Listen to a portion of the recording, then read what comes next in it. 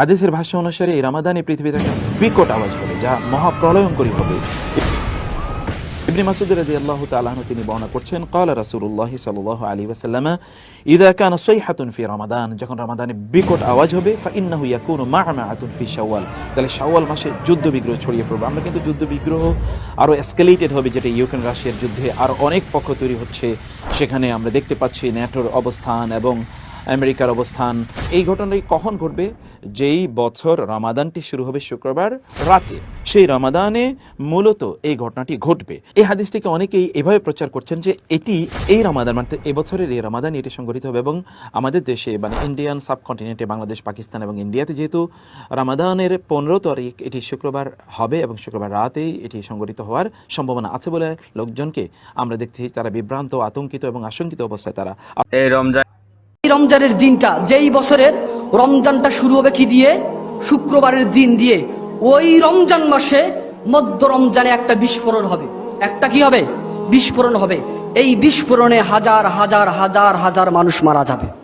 এই হাদিসে নবীজি সাল্লাল্লাহু আলাইহি ওয়াসাল্লাম সেই ভয়াবহ আযাবের কথা বলেছেন, যে আযাবটা আসবে রমাদানুল মুবারাকের 15ই রমজানে। এই অবস্থা যদি চলতে থাকে, এমনিতেই দুনিয়াব্যাপী, বিশ্বব্যাপী সকল আলেম ওলামা, সকল ইসলামী বিশেষজ্ঞ একটা ব্যাপারে একমত, যে হয়তো ইমাম মাহদী এই রমজানেই এসে যেতে পারেন।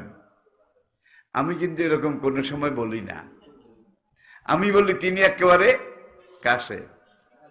এই রমজানেও হতে পারে, 50 বছরের ভিতরে, 100 বছরের ভিতরেও হতে পারে। তবে এটা বিশ্বাস করতে হবে, যে সময় আমরা কোরআনকে নিয়ে মাসব্যাপী তাফসীরুল কোরআন মাহফিলে এখানে এসেছি এবং বসেছি, এই সময় আমাদের বিশ্বাস করতে হবে ইমাম মাহদী আলাইহিস সালাতু ওয়াস সালাম আপনার ঘরের দুয়ারে এসে দাঁড়িয়েছেন। বিশ্ব এগিয়ে যাচ্ছে, বাট কিয়ামতের দিকে। কি বুঝছেন? বিশ্ব এগিয়ে যাচ্ছে ঠিকই, বাট কিয়ামতের দিকে, তার শেষ সময়ের দিকে এগিয়ে যাচ্ছে আস্তে আস্তে, এবং এখন খুব দ্রুত এগিয়ে যাচ্ছে। এখন সময় আরো দ্রুত যাচ্ছে। একটা বছর চলে যাচ্ছে একটা মাসের মতো, একটা মাস চলে যাচ্ছে একটা সপ্তাহের মতো, একটা সপ্তাহ যাচ্ছে একটা দিনের মতো। আসসালামু আলাইকুম রাহমাতুল্লাহ। খুব গুরুত্বপূর্ণ দুইটা প্রশ্ন নিয়ে আজকে আসলাম। শাইখ, একটা প্রশ্ন, যে এই 15 তারিখ যদি শুক্রবার হয়, তাহলে এই দিন নাকি আকাশে শব্দ হবে, পৃথিবী ধ্বংস হবে, এই হ্যান ত্যান অনেক কিছুই ফেসবুকে চলছে। তো এই বিষয়ে আপনার মতামত একটু রাখতে পারেন। আসসালামু আলাইকুম রহমতুল্লাহি ওয়া বারাকাতুহু। বিসমিল্লাহ, আলহামদুলিল্লাহ, ওয়াসসালাতু ওয়াসসালামু আলা রাসূলিল্লাহ, আম্মা বাদ।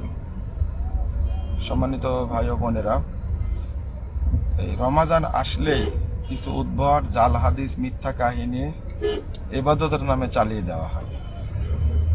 ঠিক অনুরূপী একটা কথা শোনা যাচ্ছে, সামনে আমাদের দেশে রমাজান হচ্ছে 15 তারিখ শুক্রবার। এই জন্য একটা হাদিস বা একটা কথা চালু করেছে, এই দিন একটা বিকট শব্দ হবে, এটা নয় কিয়ামতের আলামত, দুনিয়ার বয়সে শেষ হয়ে গেছে। এই কথাটা প্রচারণা চালানো হচ্ছে খুব বেশি, এবং অনেকেই প্রশ্ন করছেন। আপনাদের জ্ঞাতার্থে বলছি, এই মর্মে একটা হাদিস বর্ণিত হয়েছে, একটা বাজে হাদিস, একটা জাল হাদিস, এটা মানে গাঁজা খাওয়া হাদিস একটা, আমি যেটা বলবো আপনাদের বোঝানোর জন্য, যে বছরের রমাজানের 15 তারিখ শুক্রবার হবে, সেই বছরের একটা বিকট শব্দ হবে। সেই সময় ফজরের সালাত পড়ে বাড়িতে যেন অবস্থান করে, দরজা যেন লাগিয়ে দেয়, আর যখন পৃথিবীতে কম্পন শুরু হবে তখন যেন সেজদা করে। যারা এই সেজদা করবে না তারা ধ্বংস হবে, আর যারা সেজদা করবে তারা নাজাত পাবে। দেখুন, এই হাদিসটা বহু পূর্বে থেকে জাল হাদিস বলে পরিচিত। আর কেতাবুল ফিতান, এই কেতাবুল ফিতানটা একটা বাজে একটা কেতাব। কয়েকটা সহিহ বর্ণনা আছে, নুয়াইম হাম্মাদ, এই কেতাবটা আপনারা পড়বেন না। এই কেতাব থেকে কিছু আলেম এটা প্রচার করে জনগণকে বিভ্রান্ত করছে, কিয়ামতের কথা বলে, দাজ্জালের কথা বলে বিভ্রান্ত করছে। আপনারা এই কথাগুলোতে বিভ্রান্ত হবেন না।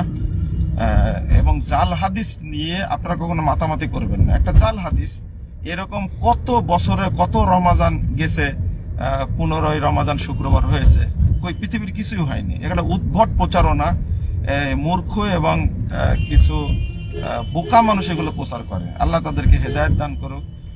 একটা জিনিস খেয়াল রাখবেন, মুহাদ্দিসগণ বলেন, যায়েদ ইবনে আসলাম বলছেন, মান আমিলা বিখাবারিন সাহহা আন্নাহু কিদ ফাহুয়া মিন খাদামিশ শাইতান।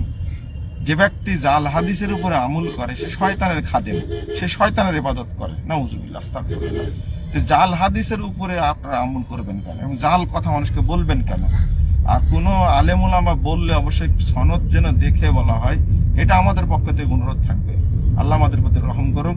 এই সমস্ত উদ্ভট কথার দিকে আপনারা কান দিবেন না। জাযাকুমুল্লাহ খায়রান।